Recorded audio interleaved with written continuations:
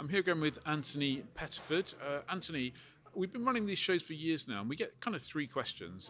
How am I going to pay for the course? Would I get a job? And should I go integrated or modular? So let's take the last question first, the integrated or modular. Perhaps you could begin by explaining, kind of in basic terms, what they actually mean. What is an integrated course? What is a modular course? Yeah, I'll be delighted to explain the differences, Ian. And I certainly saw that question coming. It's the omnipresent industry question. And I think one needs to answer it by reversing the telescope and ultimately the qualifications that an aspirant pilot gains from whatever the course is called is the same. And that's professional license qualifications with the ability to fly in bad weather to demanding conditions and fly as part of a multi-pilot operation. Okay, so that's the end result that one desires, irrespective of the course that you choose. So if you do either course, whether you do it a modular or integrated, you end up with the same license at the end of the day. Precisely, you do. The frozen airline transport pilot's license, which means that ultimately you'll be able to take those qualifications forward further into becoming the commander of an airliner. So let's just think about the integrated. And in fact, integrated and NPL sort of live together really as full-time courses which have to be completed in a given period of time. And they are delivered by specialist ATOs that are able to devote the management activity as well of the cadets. So you go through a pre-assessment process, you then progress through the course design as the ATO has been approved by the regulator, leading ultimately to the required skill tests and examinations en route, but they all combine together to lead to a final position. So you get absolutely nothing from these courses until you've done the whole thing, until you've completed all of the elements, and then you gain the qualification of a commercial license with an instrument rating, with the ability to work as part of a multi-crew, and more recently, of course, the upset prevention and recovery training has been combined. Now, if your personal circumstances do not enable you to go on a full-time course, which is often residential as well, you can actually break them up into pieces, and you drive the agenda. You drive the timing, so you decide how you're going to enter and the timescale upon which you are going to complete each of the modules. Now, the modules going through modular, and I am a product personally as a pilot of the modular system. So you start up with a private license and your ability to fly both day and night. Secondly, you then have to gain sufficient flight time experience, structured flight experience, to get to a point where you can then lead into the professional flying modules. Now, that also enables you to enter into the ATPL theory training as well. Now, whether you do that straight after your PPL training or whether you decide to go and get some flight experience, then come back and do the ATPL theory, but either way, you have to gather these qualifications in an order to then be able to move into your professional flying activities, which will be the commercial license course, the instrument rating course, the multi-crew cooperation course, and the upset prevention and recovery training. So all of these modules combined together lead you to exactly the same position as a graduate from either an integrated or an NPL course. What's really key is, going back to my telescope analogy, is you need to turn this investment into employment. So what's really key, whether you're going through the full-time course or the modularized course, is that everything is done to a standard.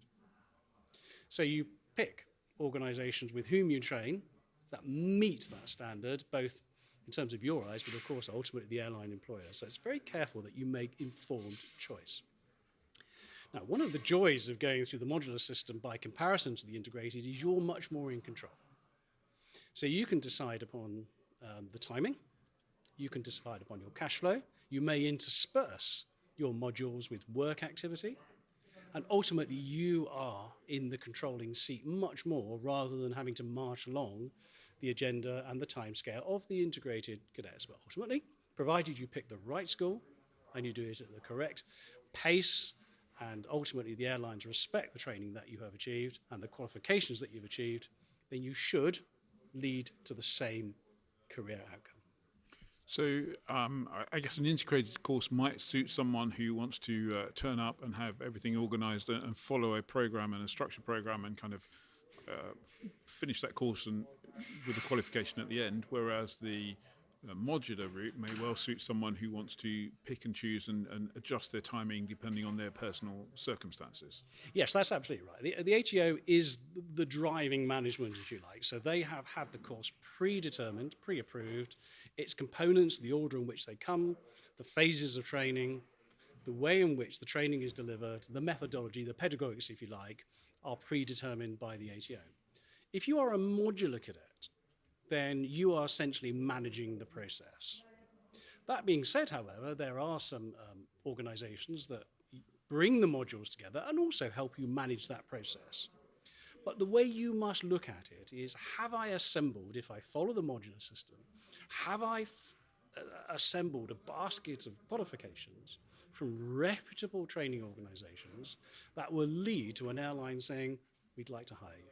That's absolutely fundamental. But without doubt, if you go through the modular system, you are more in control of the moving parts. You just need to make sure that you pick the correct moving parts to achieve that outcome.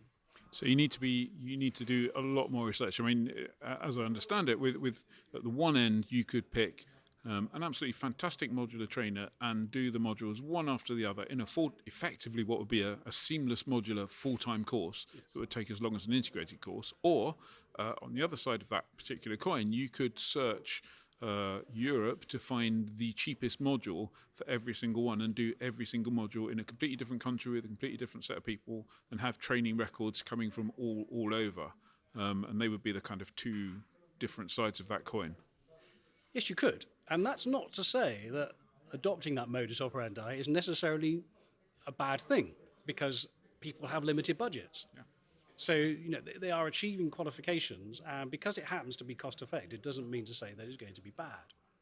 But the way that people need to look at this is, if you are sitting opposite an airline recruiter and they ask you to describe the journey, to take them along this pathway and explain to them that your program that you've assembled through your own choices has parity with someone they could clearly choose from a full-time program, whether that be the integrated or the MPL program. And there's a bit of preconditioning there, because airline decision makers have historically grown up to a large extent through full-time programs, although those that are in decision-making positions have clearly experienced the modular system. But what's really important is put yourself in the seat of the airline decision maker and ask them whether you could convince them. And that's always a good acid test in terms of which method you choose. All of them, however, have many merits, and it's for you to do your research and make sure you make informed choice. Using this event this weekend is a super way of doing that. If I put my cynical hat on for a second and talk about the airline recruitment industry, I would say that I might suggest that the airline recruitment process varies depending on their need at any particular time. And if they only need one pilot, they're going to be significantly more difficult than if they need 1,000 pilots. It's always been this way. Look, it's the management of risk. If you're the director of flight operations in the team, clearly what you're doing is you want to mitigate risk, maximize safety.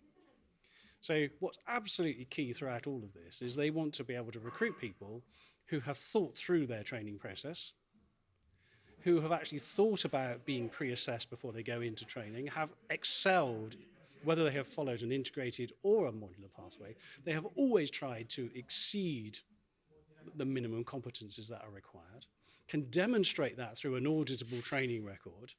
And by and large, I think airlines are pretty competent at deciding whether all those ticks have gone in the required boxes, whether you've gone integrated MPL or the modular route. And I think there's a growing empathy with those that are able to demonstrate the maturity of having made informed choice, and it can explain the way that they've chosen articulately during interview. So integrated courses are, I think, almost always come with some kind of pre-course assessment in order to get in, whereas modular courses don't always come with that same assessment, and in many cases don't have any assessment at all. How much value do you ascribe to that assessment process? Well, once again, let me just take us back at a journey. If we go back 20 years, where the programs were very much more supported by airlines, pre-assessment was absolutely mandatory. What happened is the ATO industry, or the flight school industry, adopted those fundamental principles when the airlines reversed out of funding. So that's been an industry initiative that's driven that pre-assessment. But it's not required by regulation. I think that's absolutely key here. But it is common sense says that you should. And what we are seeing, in fact, the whole industry embraces the importance of pre-assessment. And one might argue that if you have taken the initiative, you've driven yourself along through a PPL and gained the 9 qualification as part of that PPL, and you've gained your structured flight experience and your ATPL, whether that's residential or distance learning, one may argue that that in itself is a pretty competent pre-assessment process. Yep, no, I can see that argument. Just referring back to one thing that you said at the very beginning, you were talking about the frozen ATPL. My understanding, and correct me if I'm wrong, is to unfreeze that, and for it to become an ATPL, you have to have amassed a certain amount of hours, 500 or so of which have to be in a multi-pilot environment, multi-crew environment, I should say.